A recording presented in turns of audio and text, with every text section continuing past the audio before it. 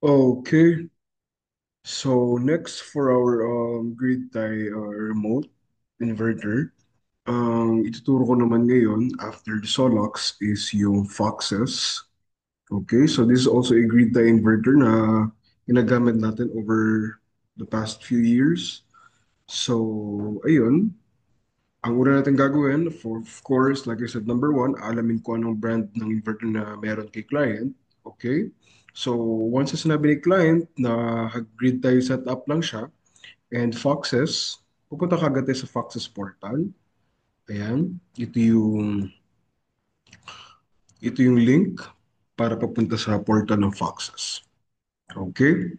So, once na nandito na tayo, number two, ang una nating aalamin is yung plant name. Okay? Plant name always. So, ayan, pagka ano dito, may makikita tayo dito sa left, under ng Foxes Cloud, may overview, merong sites, ayan, new site, my sites, and yung devices. Okay? So, kung makikita natin, dito tayo sa my sites, makikita natin dito yung mga sites na meron tayo. Yung mga na-install na natin over the past few years. Okay?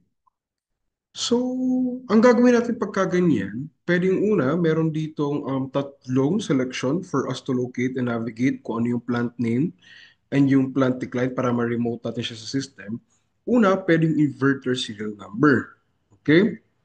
Then, pangalawa, pwede ring data logger serial number. Ito yung puro letters sa Wi-Fi dongle na nakatouch na meron siyang QR code na kasama.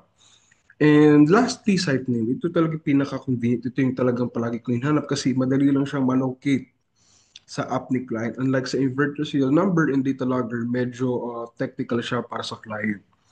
So kapag ka ganyan, for example, site name, let us try Nelson. Tatry natin siya. Pagka na-input mo na yung keyword, search mo lang, ayan, may lalabas na dyan. So one is offline, and then ito is online. Itong online ang gagawin natin. So, ayan siya. Dito natin siya makikita. Although in this page, wala pa tayong ma-remote dito since for monitoring lang ito.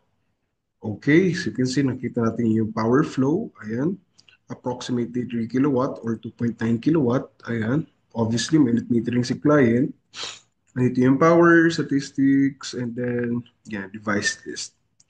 So for us to remote a plant dito sa Foxes, ganito ang gagawin. After mo sa sites, try to go to device. Okay? Of course, inverter ang siselect natin. So there's four options. Merong EMS, meter management, data logger, and inverter. Let's go to inverter. Ayan. So, yung kanina, si Nelson Sun, ito siya. Lumabas siya. Dito natin makikita yung serial number. Yan, kung makikita nyo, medyo mahaba. That is why sinabi ko, let us choose and mas prefer natin hingiin yung plant name, yung site name. Ito, Nelson Sun 2. Okay, ito rin yung serial number ng data logger or ng Wi-Fi dongle.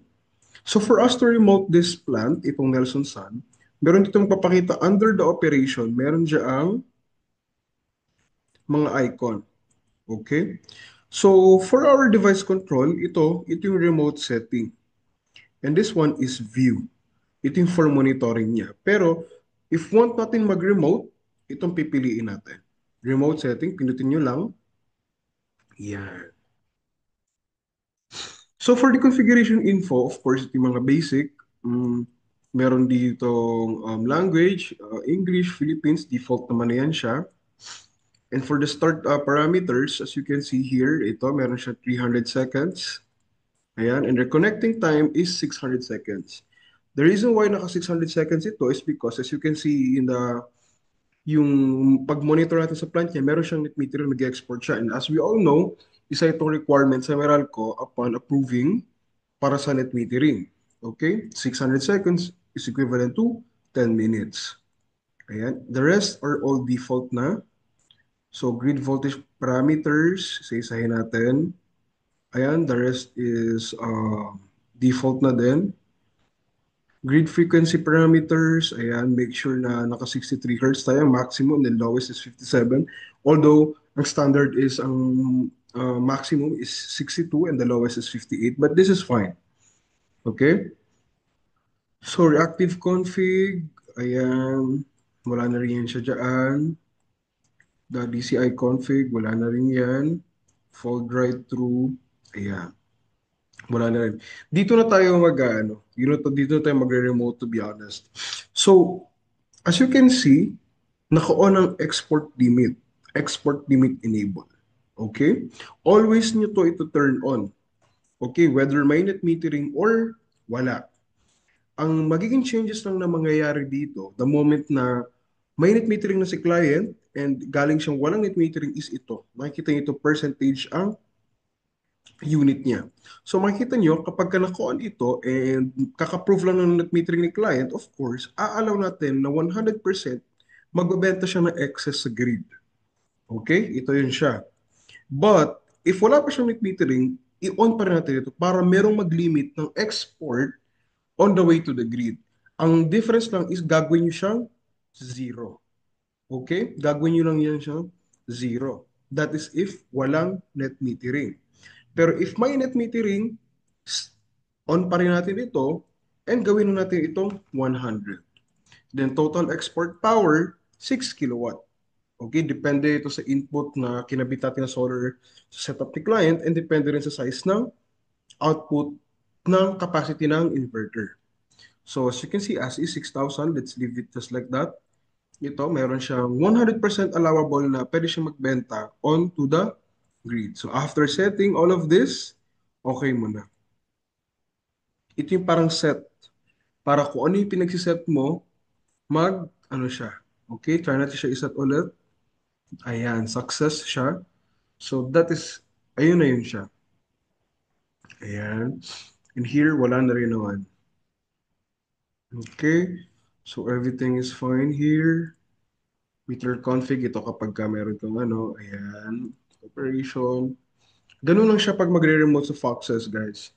So, ang main is dito tayo sa start parameters. If wala namang net metering, 60 seconds or 1 minute is fine. And then sa configuration info, safety country, make sure to select Philippines as always para mag-adapt siya dun sa 230 volts and 60 hertz frequency. And lastly, sa active power config, ito lang siya. Kapag ka minute metering, 100%. Kapag ka wala, make sure it's zero. And itong export limit enable, make sure na naka-turn on ito siya. Kasi kapag ka naka-off ito, magkakaroon ng improper reading and most likely walang reading na mangyayari and magbebenta dito kasi lalabas na ang solar setup natin walang city sensor. Okay? Set lang natin. Now, ganun lang sa Foxes.